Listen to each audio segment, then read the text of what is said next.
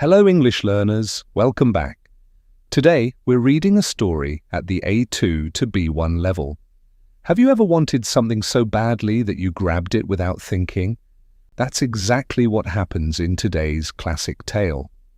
We're exploring the famous story of a little monkey.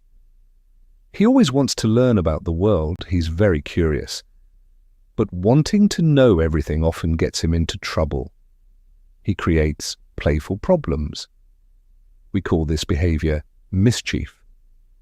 Soon he finds himself tied up. He's totally tangled in a bunch of strings. Then the wind takes him. He begins to float into the sky. He'll drift far above the city. Will he ever come down and feel safe again? Will he find that happy feeling of relief? Let's find out. Here's your quick study guide. First, just listen. Close your eyes, don't use subtitles. Second, read along with the text on screen to catch new words. Third, pause and practice speaking the sentences out loud. That's how you learn English naturally. No boring textbooks, no grammar drills, just great stories. Are you ready? Let's dive in. Chapter 1. The Monkey in the City. George is a monkey, but he isn't just any monkey. He's a highly curious monkey. He always wants to touch things. He wants to know how things work. His desire to explore always leads to small, playful troubles.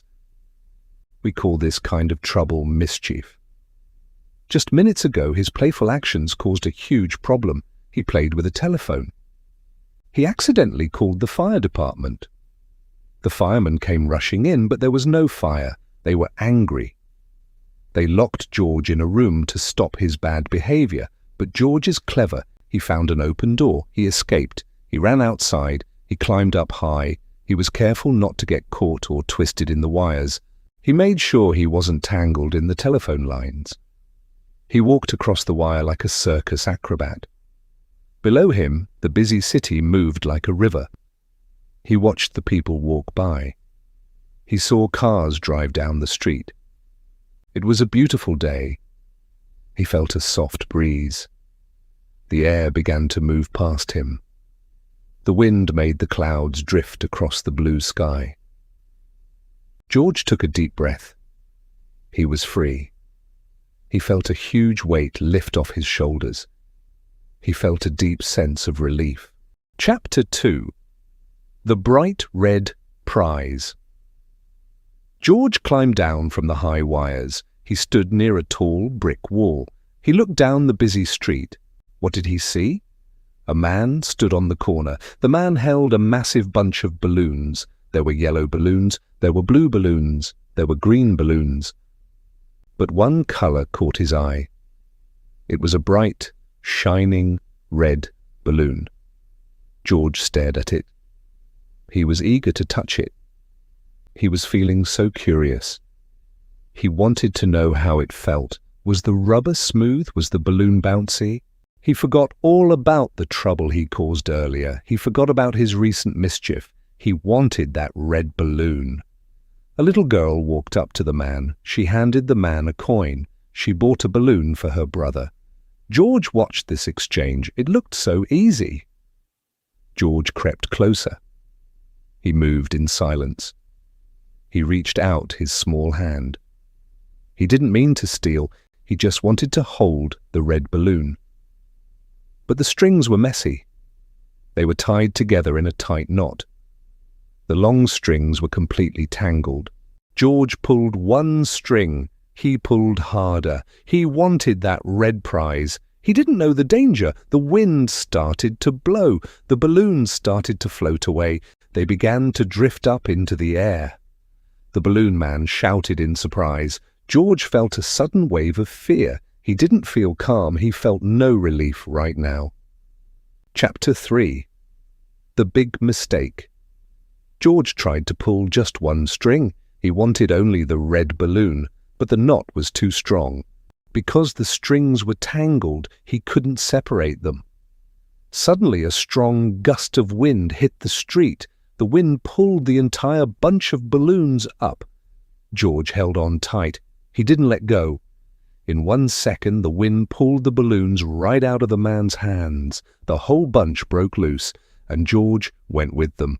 He lifted off the ground. His feet left the pavement. He shot up into the sky. He was holding the strings with both hands. This was a terrible accident. This wasn't a playful joke. This was no longer fun mischief. This was real danger. George looked down. The ground moved further away. He felt the wind push him higher. The wind carried him like a leaf on a river. He started to drift over the tall buildings. He floated past the roofs. He floated past the chimneys. He was scared. His heart beat fast in his chest. He wished he had stayed on the ground. He wished he wasn't so eager to touch things. His mind raced. Why was he always so curious? Why did he always have to grab things? He looked around for help, but there was no help in the sky.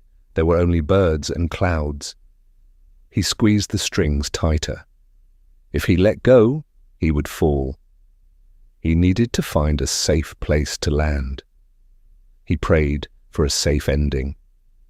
He prayed for a moment of relief. Chapter 4. Above the toy town, up and up, George sailed. The wind blew in great gusts. It pushed him higher into the cold air.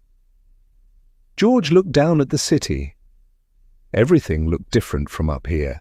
The big houses looked like tiny toy houses. The tall trees looked like small bushes. The people walking on the street looked like little wooden dolls. The cars looked like tiny metal bugs. It was a strange sight. George was afraid, but his mind still worked. He still wanted to look at the world. He was still curious. He watched a flock of pigeons fly below him. He watched the boats move on the distant river.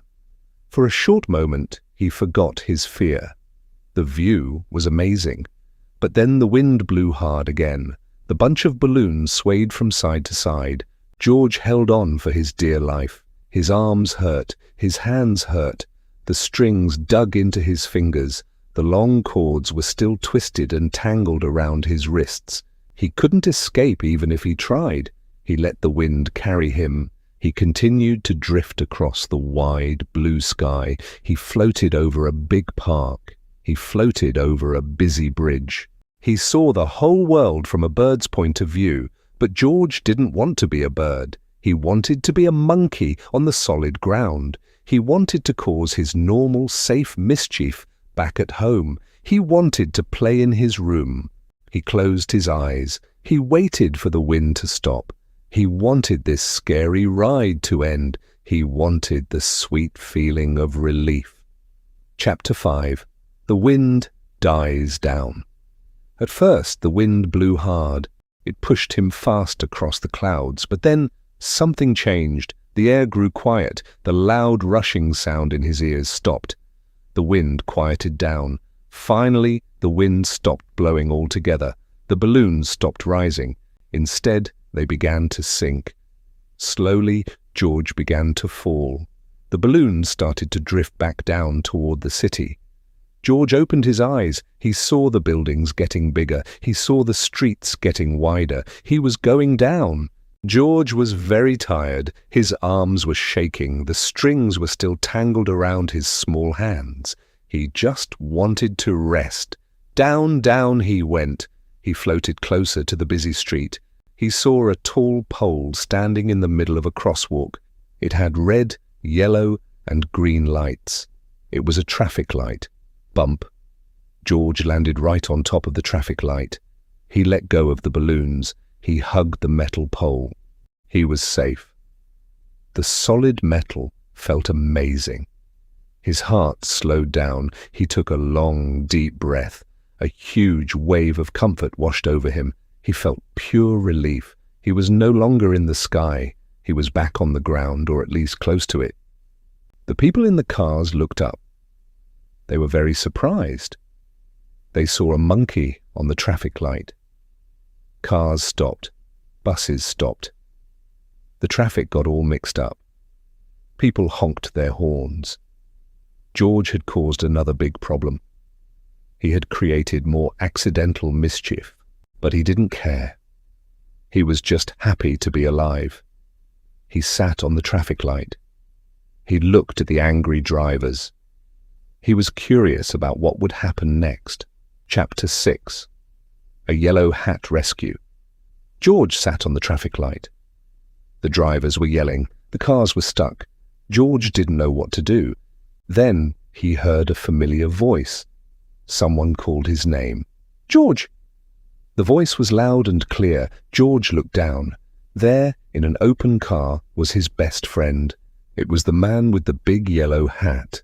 George was so happy. The man was happy too. The man parked his car. He stepped out and smiled. George quickly slid down the metal post. He jumped right into the man's arms. The man gave him a warm hug. George felt safe at last. He felt the final, perfect sense of relief. The man didn't yell at George. He knew George didn't mean to cause trouble. He knew George just liked to learn and explore. He knew George was just too curious for his own good. The man looked at the balloon seller nearby. The man paid the balloon seller for all the balloons. He bought the red one. He bought the blue one. He bought the green ones. He took the big bunch of strings. He carefully fixed the strings so they were no longer tangled. Then he handed the balloons to George. George smiled. He finally had his red balloon. George and the man climbed into the car. They drove away from the busy city. They drove toward their nice, safe home.